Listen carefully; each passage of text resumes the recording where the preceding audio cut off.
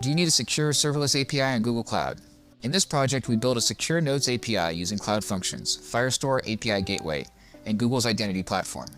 Follow along, and in minutes, you'll have a secure serverless API running in Google Cloud. Let's walk through the architecture before we build.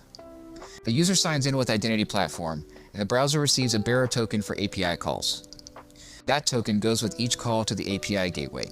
The gateway validates the token before calling the Cloud Functions. Cloud Functions are the API compute layer and are implemented in Python. Firestore is the storage layer for our API. We store the nodes data in Firestore isolated per user. Go to the GitHub link in the video description, clone the repository, and run the check env script to verify all prerequisites. If you need help setting up Google and Terraform, check out our Google setup video. Once that's done, run the apply script to start the build. The build has completed, so let's head into the console and see what was deployed. First is the identity platform. This is where user accounts are managed. A simple email and password provider is used for this application.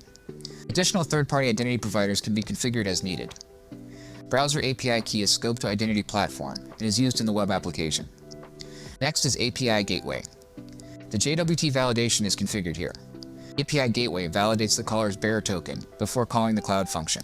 The Cloud Functions are implemented in Python and handles all 5 routes. Firestore stores the notes, scoped to the authenticated user by the owner field.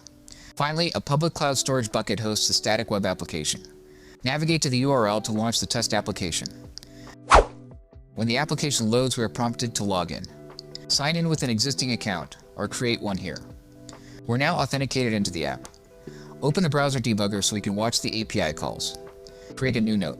The post call is made with the JWT as a bearer token. Now update the note. A put call is made with the bearer token set. Delete the note. Delete call is made with the bearer token set.